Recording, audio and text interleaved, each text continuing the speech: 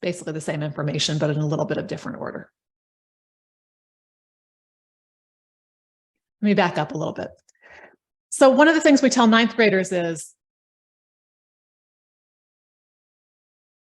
the first day of high school is the first day of their college application. So when they started ninth grade, they're really starting the basis of their college application, of their college transcript, of the grades and the courses that they'll be sending to college. And also they're beginning to establish their extracurricular activities and other parts of their record that colleges will look at. So that's an exciting thing to keep in mind for the ninth graders. To help ninth graders understand why it's really important for them to do well academically in ninth grade and for the rest of their time here at ASFA, I do this little example with the GPAs, which I'm going to do for you right now. What we have here are two ASFA students, two theoretical ASFA students, one named Jaeden, one named Chris. And basically what I'm going to do is I'm going to show you what happens for these students when they start out in ninth grade with two different GPAs. They're going to do the same. You can see here in 10th grade, they'll both get 3.3s, meaning that they're getting basically A and B averages. And in 11th grade, they'll also get 3.3s, which are A and B averages.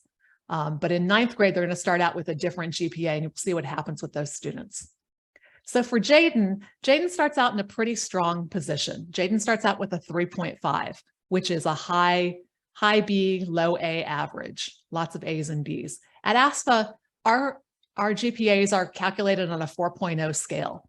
So an A is a 4.0, a B is a 3.0, a C is a 2.0, a D is a 1.0, and so on. There are weights added in other words, in your specialty courses, you can actually get higher than a 4.0. And then when you take AP or other advanced courses, you can get higher than a 4.0. But we're just going to know for a 3.5, that's a high B or a low A average. So Jaeden starts out with a 3.5 in ninth grade. And then in 10th grade gets that 3.3. So again, has another nice AB average going on. At the end of 10th grade, oops, I'm going to back up a second. Oops. Go back to this. Here we go. At the end of 10th grade, Jaeden has an average of a 3.4. So things are looking pretty good for Jaeden at the end of 10th grade. Chris, however, Chris starts out with a less strong average. Chris started out with a 2.1, meaning probably a lot of C's, maybe a D, maybe a B, but a sort of an average of a low C average, so a 2.1 in ninth grade. And then goes on at the end of 10th grade to have a 3.3, just like Jaeden. So what happens for Chris at the end of 10th grade, the average is a 2.7. So you can see already starting off that Jaeden, because Jaeden had that higher 3.5 starting out, was able to maintain a higher GPA by the end of 10th grade, a 3.4 compared to a 2.7. Then we're going to go on to 11th grade. Again, both of the students get a 3.3 again. And you can see that by the end of 11th grade, Jaeden is maintaining a 3.37 overall. So again, that's a pretty solid B average. Chris, however, even with that 3.3 in both 10th and 11th grade, Chris only has a 2.9. So Chris can't even get quite above a 3.0 GPA. So it's still good. It's still a tenth of a point under a B. It's very close to a 3.0. But you can see that Jaeden does better because Jaeden started out with a stronger starting point in ninth grade with that stronger GPA. So I do this to show ninth graders why it's so important for them to do their very best in ninth grade and try to establish a really strong basis so that they have more wiggle room down the road. The thing to remember is that in ninth grade is really the foundation for the rest of high school. This is where students really need to learn how to study effectively, learn how to ask for help if they need it, and learn how to balance their time. It's also a good time for them to explore their interests. We want students to dive into their specialty, really enjoy their specialties, maybe get involved in some kind of activities in which they have a genuine interest or try something new. But again, the most important thing is their academics and their specialty here at ASFA in ninth grade. Colleges tend to value sustained involvement over time. So one of the things I'm going to talk about in this presentation is, I think sometimes students get a little overexcited and they feel like they need to be involved in everything. They feel like they need to join every activity out there, and they need to be involved in every possible thing that is out there. The thing to remember is colleges really want a more focused. It's nice to be involved in a lot of things if you can manage that, but it's more important to be involved in a smaller number of things over a sustained amount of time. I also encourage ninth graders to go ahead and start keeping a list of what they do to make it easier to recall when they do get ready to apply to college in senior year. You'd be surprised. It's really hard for seniors when they sit down and start doing their college applications to remember, what was it I did in ninth grade, or what was it I did in 10th grade? The details tend to get lost. So if you start keeping a list now, it doesn't have to be anything formal. It can just be, a Google document or a notebook paper, as long as you keep that notebook paper somewhere safe. Just keep a list. It doesn't have to be a formal resume, but that'll make things easier later on. The other thing I encourage students at this age to really keep in mind is reading is just incredibly important. It's a key skill for nearly all of your core subjects, but it also really helps when the ACT and the SAT come around. The ACT and the SAT are two college admission tests that colleges that consider testing will consider. And students who read consistently, students who read well and carefully, do better on the ACT and the SAT, because so much of those tests is about reading comprehension. And it doesn't have to be anything terribly formal. I tell students any kind of reading they do. If they like graphic novels, great. If they like romance, fine. Just anything you read. Read a magazine article while you're brushing your teeth. Just do some reading. One of the tips I also suggest students at this age is go ahead and create an email account that you're going to use just for college admissions. You don't have to, you do on the long run, need to check that regularly. Right now, you can just create it and hold on to it and make sure that you can get access to it. It can be something that both the parents and the students can both check. That might be a thing to do. And the reason I suggest that is 10th graders can tell you this, and older students can tell you, the second students start taking standardized tests or signing up for any kind of college information, they just get bombarded with college emails. And so if you have a special email account just to manage your college email, it'll make your life a lot easier. The key is, though, that you do have to check it regularly. You can't just set it up and then ignore it. The other thing I suggest is, this is actually a good time, even though it may seem like college is a long way off, it's a good time to start thinking about what college is going to cost your family. And one of the best ways you can do that is to do something called net price calculators. These are calculators that have been set up. The federal government requires all colleges to have a net price calculator. So what you can do is you can Google the name of any college out there, Emory, net price calculator, Birmingham Southern, net price calculator, UAB, net price calculator. Google that, you'll find the net price calculator, and you can put in your family's financial information and get a pretty good guesstimate of what that college will end up costing your family in terms of whether you'll qualify for need-based or sometimes merit-based aid. So you might be really surprised at what the differences are between what a college's sticker price are and what the net price for your family that you'd actually pay by doing these net price calculators. And you can start to do those right now. Another thing that I suggest is a website called raise.me. And this is a website that students can go on as early as in 9th grade. And you can begin, you register with it, you put your information in, and it'll ask things like, what's your GPA? What activities are you in? Have you won any awards? That kind of thing. And you'll actually, based on what you put in, colleges will begin to offer students little micro scholarships, little mini scholarships that are real money. College, if the student goes to the college that offers them a micro scholarship, they actually can cash that in when they attend that college.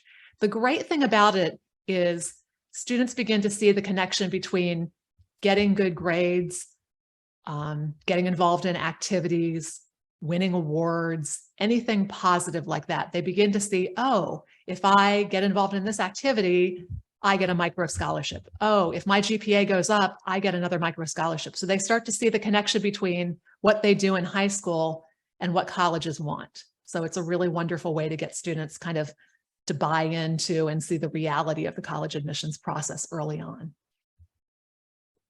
Now, back to 10th grade. Sorry about that. So in 10th grade, we do more group college and career meetings. And like I said, I just met with the 10th graders in their English class, and I introduced SCORE to them. I also sent out invitations to the SCORE account to all of the students and asked them to go ahead and register that.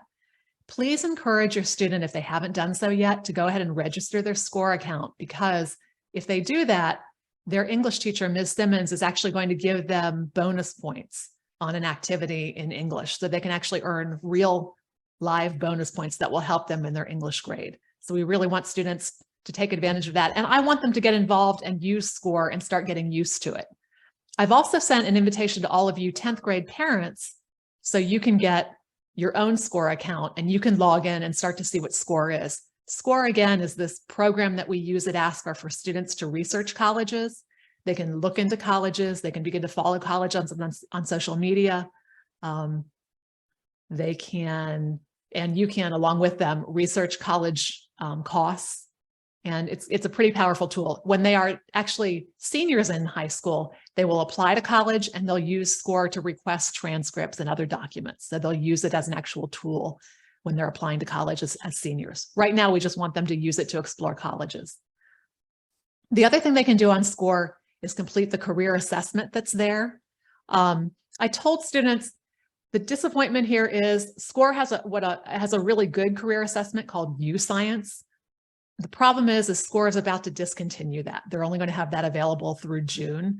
So I encourage students to go ahead and use it now, because they can do the career assessment and they can save their results and use it. It takes about 90 minutes. It's a commitment, but it's a really good career assessment that they can do. There's going to be, according to SCORE, they're going to have a different career assessment coming in June or maybe earlier.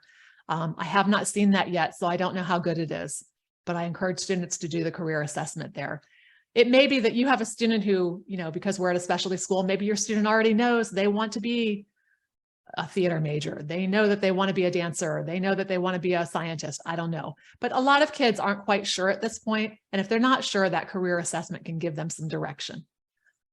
The other thing I want students to do in 10th grade is to continue to focus on their specialty. And if they want, meaningful activities outside of school. Again, the most important thing at ASFA is the specialty. And if I tell students, if they focus on their specialty and really max out the opportunities that we offer here at ASFA, that is all the activity they need for college admissions. But some students want to do other things outside of school as well, and that's fabulous if they want to and if they have time for that. The other thing in 10th grade that they could be considering right now is thinking about their summer opportunities. And 9th graders might think about this too, but it's more important for 10th graders. Start thinking about, do they want to get a job? Do they want to volunteer? Is there some other interest that they can somehow develop during the summer? Because colleges do pay attention to how students spend their free time. And that's something they could begin thinking about right now and planning for the summer. Just a little bit of a preview. You're not there yet, but in 11th and 12th grade, that's when we really begin to do the personalized and individualized advising with students. That's when I meet with students individually. I'm happy to meet with younger students if they want to come meet with me, but I require 11th graders to meet with me because I really want to know them one-on-one and get going with that. One of the things we do in 11th grade is I really challenge students to really focus on their self-assessment. Think about their preferences, their strengths, and their goals for their life after ASFA, and to focus on what they can do and what kind of a college or other experience after ASFA will help them to achieve their goals. So I offer suggestions to students in 11th grade to help them begin to assemble a college list. They're doing their research using SCORE and other tools. And then in 12th grade, that's when students actually begin to complete college applications, usually in the fall of the 12th grade. So that's a preview of what's coming later on. The other thing I wanted to do is spend a little time tonight and bust some myths about college admissions, because there's lots of myths out there that people believe and really shouldn't. One of the myths that I hear a lot, both from students and sometimes parents, is The more extracurriculars, the better. That is not the case at all. I think there's a myth out there that colleges are looking for well-rounded individuals. That's sort of an old myth back from when people, if you're my age, you know, when we went to college, there was sort of this myth that, or this, maybe not, it wasn't a myth back then, but this idea that you should be well-rounded, involved in a little bit of everything. That's not really what colleges are expecting anymore. They want well-rounded classes, but those classes are made up of individuals who have specialties.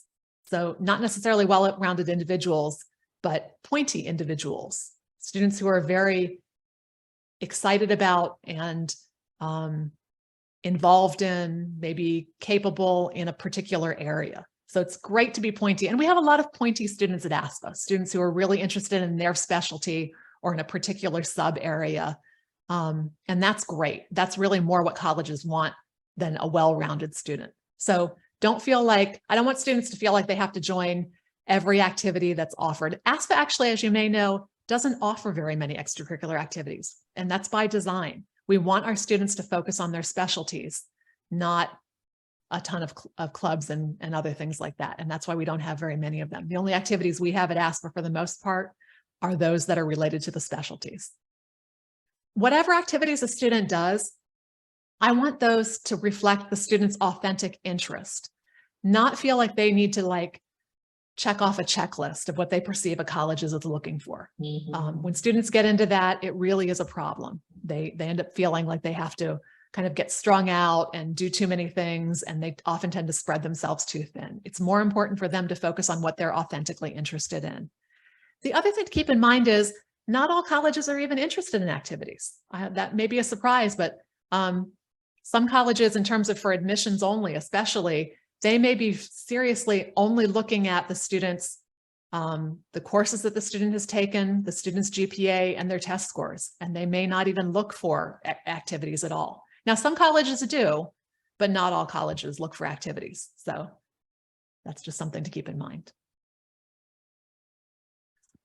Another thing I start hearing, I hear it especially from 10th graders on. I'll hear a student or sometimes the parents say to me, well, Harvard keeps sending me my student brochures. They must really want my student. I don't want to be the bearer of bad news, but I am going to have to be.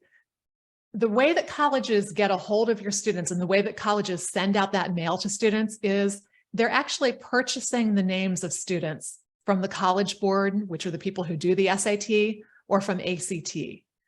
And they're buying lists of students who have registered and taken those tests. And they're buying those marketing lists, and they're simply sending out marketing brochures.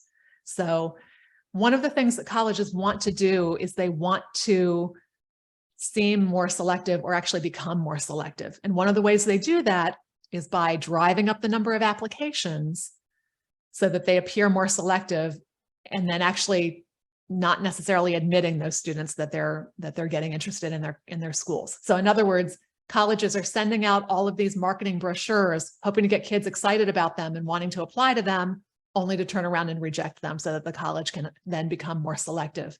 The reason they do that is colleges are, for the most part, interested in moving themselves up in rankings, like in the US News and World Report rankings of colleges. And one of the ways they do that is by becoming more selective, by taking fewer students. Now, to be honest about it, there are some colleges that are using those marketing techniques, that are sending out brochures or sending out letters, earnestly trying to reach particular kinds of students or particular demographics. Maybe they want to, they're maybe trying to get students who score a certain score on the ACT from Alabama, or they're trying to get, Hispanic students in North Alabama or something like that. In those cases, colleges are targeting marketing materials to your student, and they may earnestly be trying to get that student to be interested in them. The thing is you just have to be a savvy consumer and look at the marketing materials that are sent, and just basically understand the brochures that colleges are sending are just sending that, they're sending that stuff, and it's things that you should read, you should look at, you should evaluate, but don't be confused and don't think that the reason they're sending it is because they somehow love your student. They may, but they may also just be trying to get your student to be interested so that they can reject the student when they ultimately apply. It's a little bit of a disingenuous game that some colleges play. So sometimes I get students feeling sort of stressed, and they'll say to me, you know what, my grades, they're just not where I want them to be. They're not perfect. I'm not going to get into college at all. And they feel really self-defeated, especially if they started out and they've discovered that ASFA is harder than the high school, or I'm sorry, harder than the middle school that they attended before, or something like that. For those students, I want them to understand that most colleges accept most of their applicants. In fact, nearly 80% of colleges and universities in the country accept more than half of their applicants. So the odds are, if we have a good list of colleges for you to apply to, your student is going to get in and hopefully have multiple options. The other thing for students to keep in mind is, and for parents to keep in mind is, many, many colleges are willing to accept less than perfect grades and less than perfect test scores, especially if a student has depth in other areas or has shown improvement. In other words, like I said, when we had that student who started out a little bit on the low side, but then got 3.3 GPAs and moved the GPA up, that's an example of showing improvement.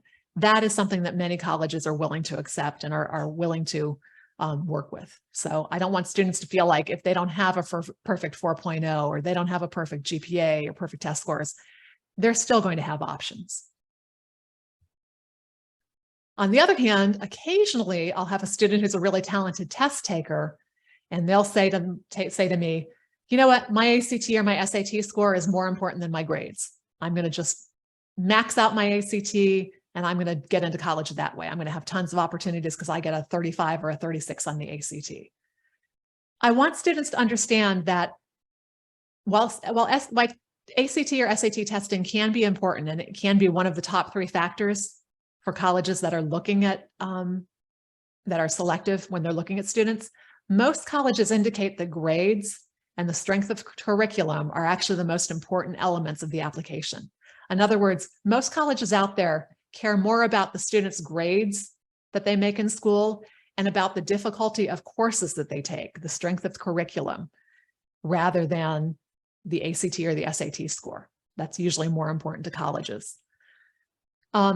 The other thing to keep in mind is, if you have a standardized test score that's really out of line with the grades, that can raise some serious questions. In other words, if you have a student who has a really high ACT or a really high SAT and a really low GPA, then that makes the college go, what's going on here? That sounds like that student has a lot of academic potential, but maybe hasn't put the work in high school. And are we sure that we really want to take a risk on that student?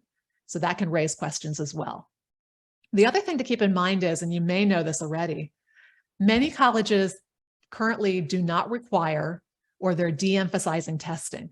In other words, during the pandemic especially, a lot of colleges became what is called test optional or test blind, meaning that they allow students to apply without a test score, or to apply and be considered without any testing at all, or without looking at testing at all. And that's because during the pandemic, when it was difficult for many students across the country to be able to access ACT or SAT testing, the vast majority of colleges went test optional. And currently, the vast majority of colleges this year, for this year's seniors, are test optional.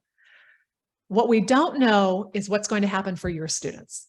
In other words, last year and this year, we know that most colleges are test optional.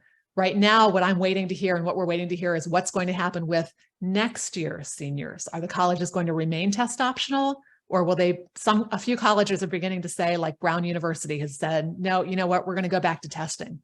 We want to see the test score. And so we're going to change starting next year. We're going to go back to requiring testing. Right now, the jury is really still out. Some colleges are releasing that information for next year. Some colleges have said we'll remain test optional, at least for this year and for next test cycle. But for the year after that, it's really it's just up in the air. So we don't know right now. But it would seem like, from what we're seeing, I would say my bet would be most colleges will remain test optional. And so in general, that tells you that colleges discovered during the pandemic that testing wasn't necessarily something that they wanted to put as much emphasis on as they had prior to the pandemic. Another thing I hear so often from ASFA students, and I understand it, is they say to me, you know what, my grades would be so much higher if I'd gone to an easier high school. And ASFA is just such a hard high school. That's why my GPA just isn't that good. What I tell students in that situation is you need to understand that colleges look at the student and their curriculum and their performance within the context of their school. In other words, the colleges understand that you're going to a challenging high school. And you need to know that ASFA, when we send applications, when a student sends an application and we send a transcript to a college, we also send something called the school profile. And this is information about ASFA and our curriculum so that the college can learn about ASFA and learn about, for example, that we send a very high percentage of our students, 96% to 98% of our students do go on to college immediately after high school. That our students tend to go to very good schools, that they tend to earn excellent merit scholarships on the whole, that kind of thing. So we send all that information, as well as about our curriculum and how challenging our curriculum is. We send that to the colleges. So they are able to see, yes, this is a challenging school. And they are able to understand that the student had to really work hard to do well at ASFA. The other thing to keep in mind is your student chose ASFA for a reason. And that's because ASFA offers a very unique curriculum. And you chose that for a reason. You wanted that for your child. So don't doubt that now.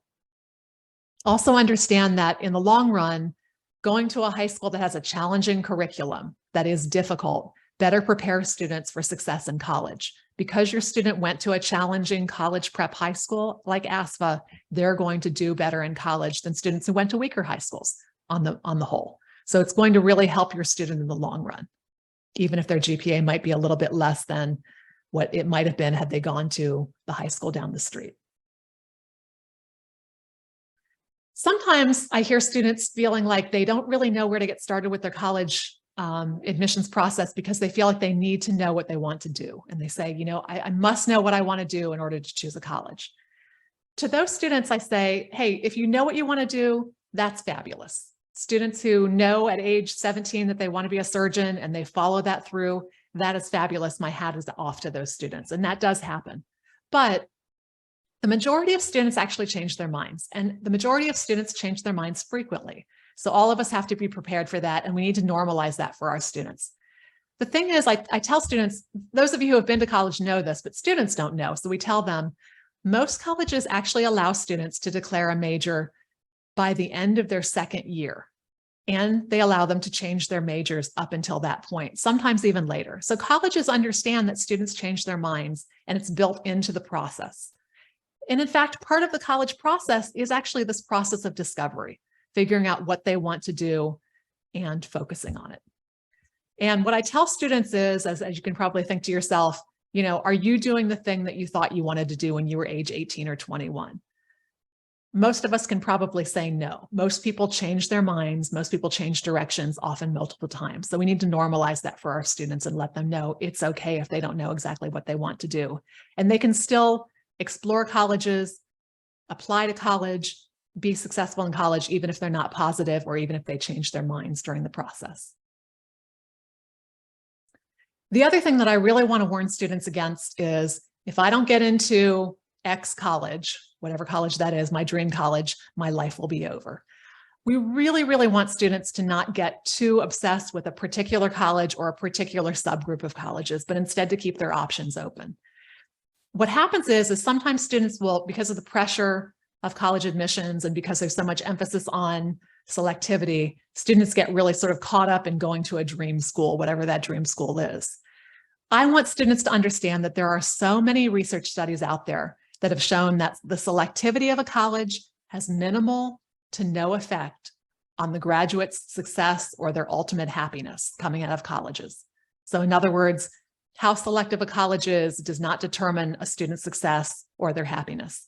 A much stronger predictor of a student's income and their happiness is the caliber of the schools, the difficulty of the schools where they apply.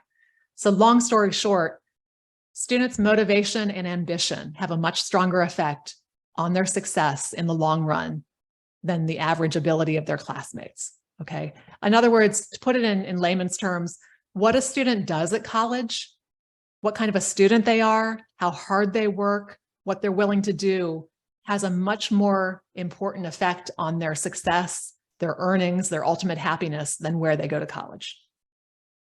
And if you have any doubts about that, I will be happy to share with you a dozen research studies that shows that. Just contact me after the presentation. You can email me. The bottom line is I want students to understand and you to understand that finding a good college fit is what really matters in the college admissions process. Students who find a good academic, social, cultural, etc. fit in their college are much more likely to thrive in college and succeed in college and afterwards. So that's really what our goal is in this process. So I'm just going to tell you a little bit about a few resources coming up here. There's another webinar that I hope will start much more smoothly than this one did on Thursday, January 31st at 6 p.m. You can find the registration link in the ASFA parent newsletter where you found this one, and we'll send out that information again. And this webinar is about what you need to know about paying less for college. So mark your calendars for that. I won't be the presenter for that. I actually have an expert on college costs coming in and doing that presentation, who's supposed to be very good. And I'm excited about that. Here are just a couple of resources that you might find helpful and we recommend to students. The first is the College and Career website on the ASFA website that you can access. And on that website, the first link there you'll find is to something called The Next Step, Planning for Life After ASFA. And this is a book that I've written. It's about a 55-page book all about the process of planning for life after ASFA, looking for colleges, thinking about paying for college, career choice, all of that good stuff. All of the questions you can think of, I think, you know, if you're up at 2 a.m. one night worried about this topic, I bet you can find the question in The Next Step. So please feel free to use that resource. That's a resource for you. Again, SCORE is a resource that we give all of our 10th graders and above. If a student wants it sooner, you can contact me. I'll give you an account sooner, but we want the 10th graders and 11th graders and 12th graders to be using SCORE to research colleges and apply to colleges. And then I actually run a college and career Facebook group that you can access. The link to it is at the end of all of the college and career newsletters that I send out, or you'll be able to access it on this presentation when I post it later on. I also love a website called Road to College. It has great information on anything college related, but especially about paying for college. These are just a couple of books. I won't go through them in detail, but these are some books that I think are absolutely fabulous and are really wonderful, especially for 9th and 10th grade families. College Can Be Yours in 600 Words is a nice overview of the college admissions process and how it works. Colleges That Change Lives contains a ton of different colleges out there that you may not have heard of, but are wonderful hidden gems that I want students to know about. Where You Go Is Not Who You'll Be by Frank Bruni is exactly what the title sounds like. It's explaining to students why where they go to college does not determine the rest of their lives and why who they are and what they do is so much more important. The College Match by Stephen Antonoff is a wonderful book for finding different kinds of colleges and resources. And Creative Colleges by Elena Loveland, for those of you who are in the arts specialties. That can be really fabulous for them. These are the research articles that I said. I'm not going to go through them, but if you want to access them, you can read them. And these are all about what I was talking about, why where you go to college doesn't really matter. It's what you do in college and why that's more important than anything else. And this is how you can reach me. Again, I'm Rebecca Rutsky, and this is my email address. And that's the end of my formal presentation. And what I'd like to do is pause now and invite you to ask me questions. And probably the best way to do this is I'm going to stop sharing the screen. And I guess the best way is just unmute your microphone and introduce yourself and ask your question.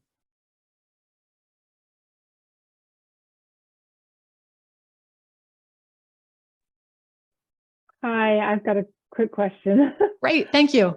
I'm Julie Center. My daughter is in 9th grade, and I was trying to find her GPA in Power School, and I was having trouble. So I was hoping that you could tell us where we could find their GPAs. I don't think that parents, I could be wrong. Power School is relatively new to us. and I don't have access to the parent version of PowerSchool, I don't think it will allow you to see the GPA. There are two ways that 10th graders and older can find it. 10th graders and older can go to SCORE, and we have the current GPAs loaded in there. For 9th graders, if you're trying to find the GPA, your best bet is actually to contact either me or Rhea Norman or the ASFA registrar, Melanie Lee, and any one of us can look it up on PowerSchool and send you that information. But I don't think it actually lets you see the current GPA. I think it may let you see the current grade. It does let you see the current grades, but it doesn't actually give you an actual accurate GPA. Okay, thanks. Sorry, I wish I had a better answer for that for 9th graders, but just contact any one of us and we can find it for you.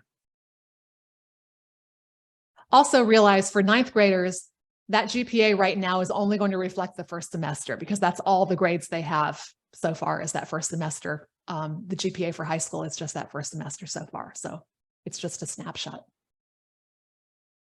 Are there other questions?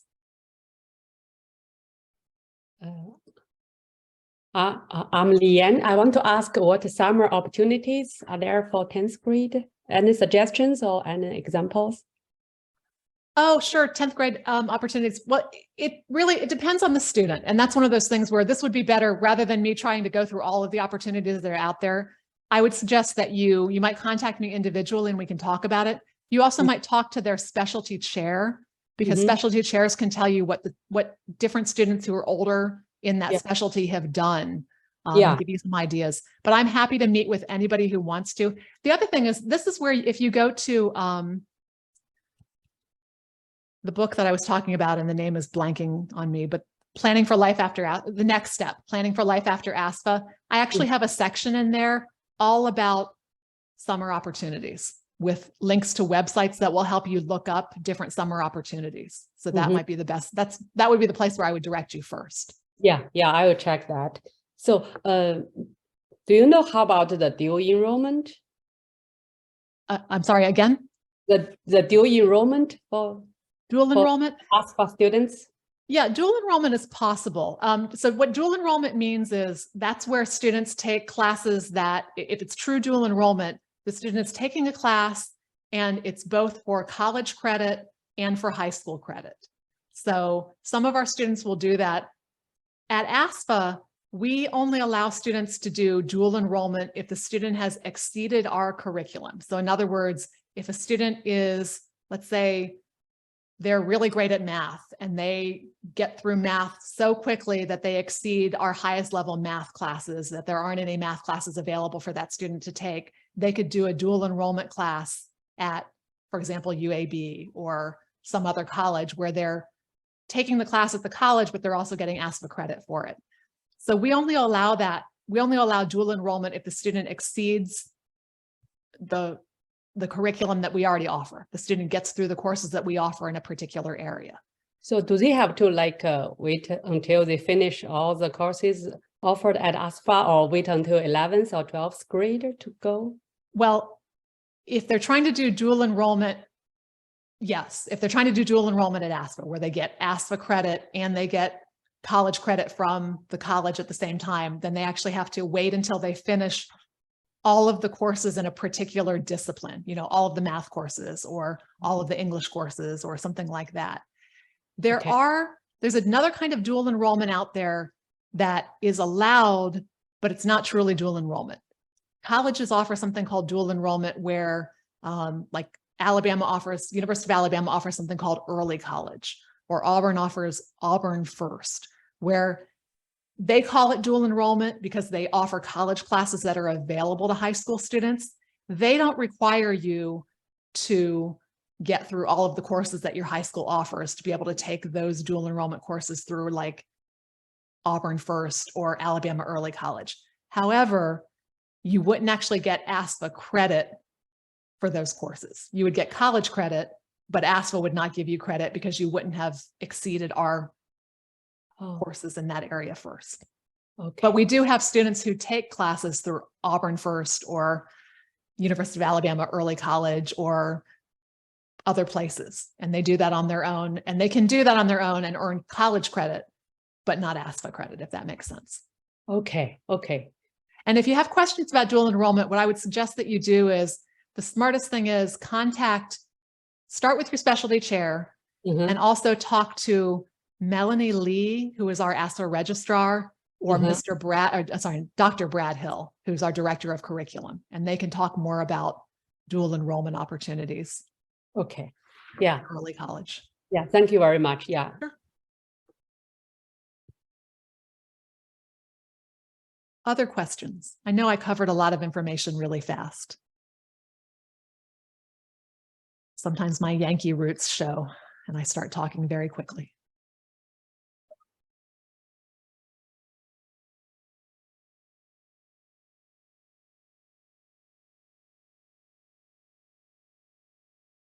Okay. Well, if there are no other questions, I want to be respectful of your time and not keep you any longer. This presentation has been recorded, so if you have questions, you'll be able to come back and check it. If you want a copy of the presentation that I did, I'll figure out a way to make that available as well. Probably the easiest thing is just email me and I'll be glad to send it to you if I covered anything that you weren't able to jot down quickly enough. I'm happy to share that with you. But I so appreciate your time and thank you for hanging with me through the technical difficulties at the beginning. I know that was very frustrating. It certainly was to me. Thank you so much. Have a great evening. Take care. Thank you. Thank you.